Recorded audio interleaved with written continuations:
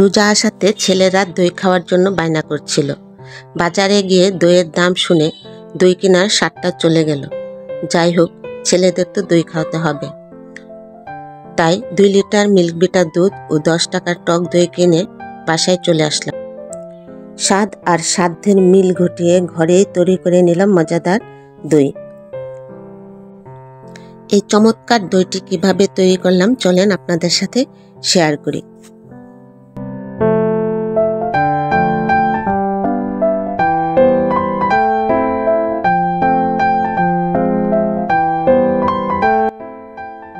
দুধটা জাল করার জন্য চুলায় বসিয়ে দিয়েছি।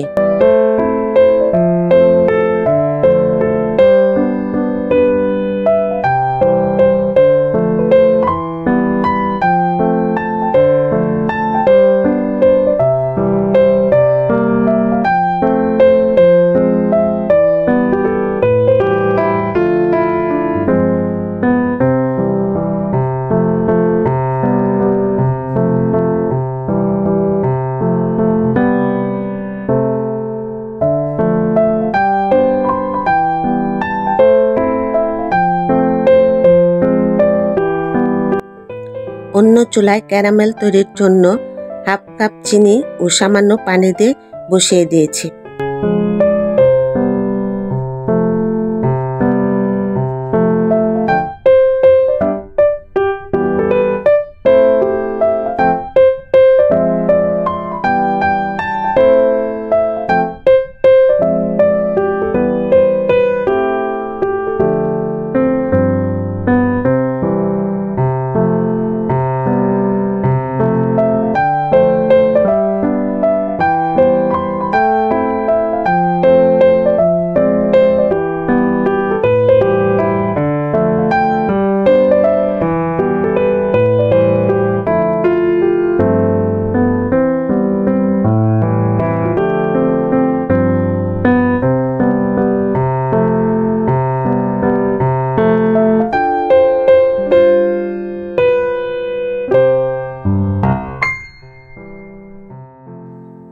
আমাদের ক্যারামেলটা তৈরি হয়ে গেছে।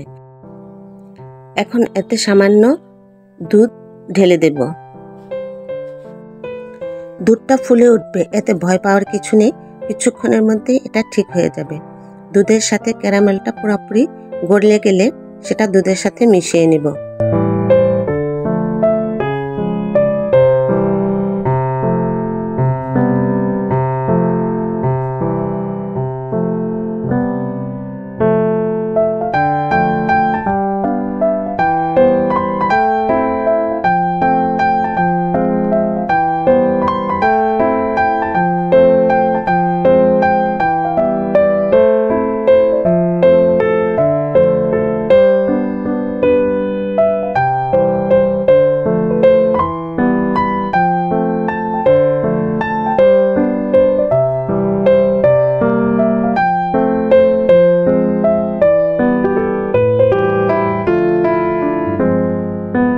ক্যারামেলটা দুধের সাথে মিশিয়ে নিয়ে ভালো করে জাল করে নেব। 2 লিটার দুধ জাল করে শুকিয়ে নিয়ে প্রায় 1.5 লিটার করে নেব। অনবরত নাড়তে থাকলে দুধটা তাড়াতাড়ি শুকিয়ে যাবে, তাই আমি দুধটা ভালো করে নাড়ছিলাম।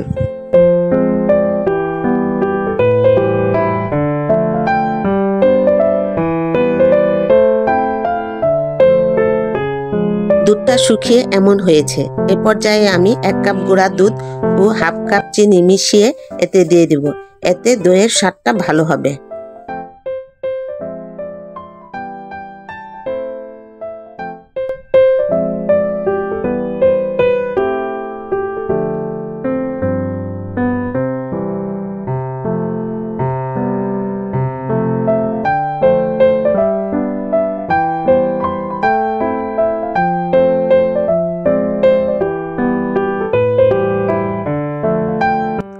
সামান্য একটু ফুড কালার দিয়ে দিলাম, না দিলেও চলে, দেখতে একটু ভালো লাগবে। এই যা।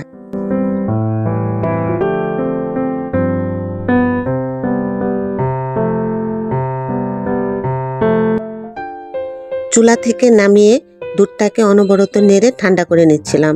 সর যেতে না পারে সেদিকেও একটু খেয়াল রাখছিলাম।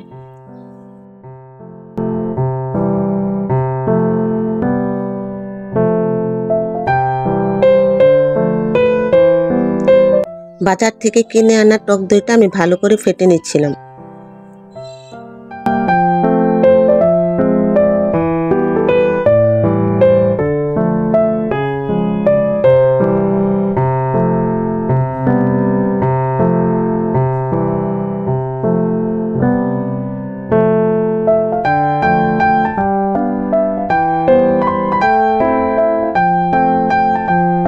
দুধটা যখন কুসুম গরম পর্যায়ে চলে এসেছে তখন আমি সামান্য দুধ দইয়ের সাথে মিশিয়ে নিচ্ছি।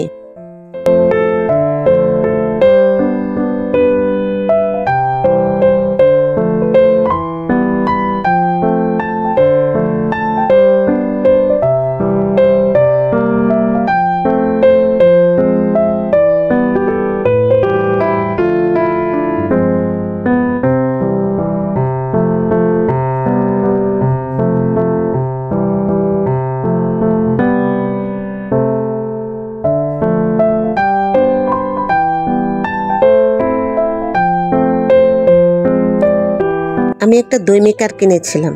আজকে দইটা এই দই মেকারেই তৈরি করব।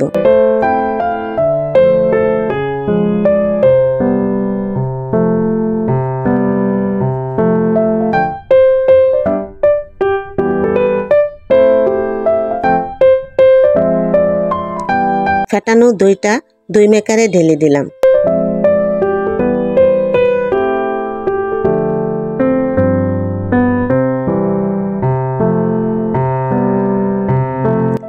এবার বাকি দুধটা দই মেকারে ঢেলে দিলাম।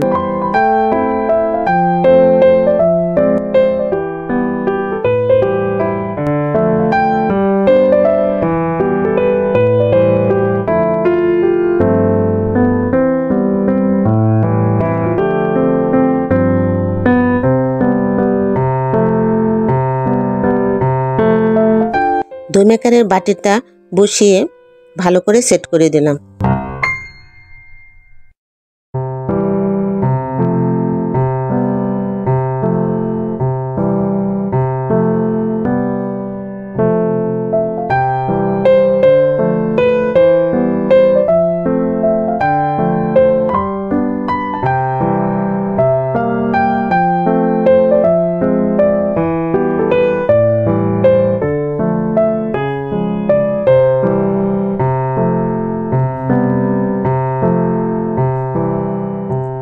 আমার সবগুলো দুধ লাগেনি, এই এতটুকু বাকি রয়ে গেছে।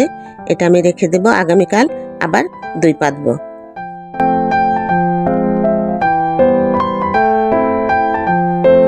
আট ঘন্টা পর বাটিটা নামিয়ে আনলাম। চলেন দেখি কেমন দই হয়েছে।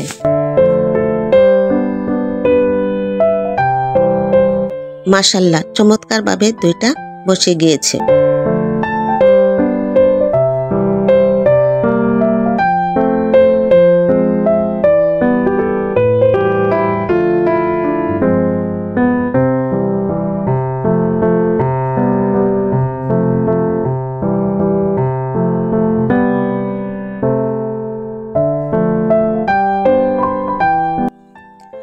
দইটা দেখতে যেমন চমৎকার হয়েছে, খেতেও কিন্তু দারুণ হয়েছিল। আপনারা বাসায় একবার চেষ্টা করে দেখতে পারেন। অল্প খরচে সুন্দর মজাদার একটা দই তৈরি করতে পারবেন।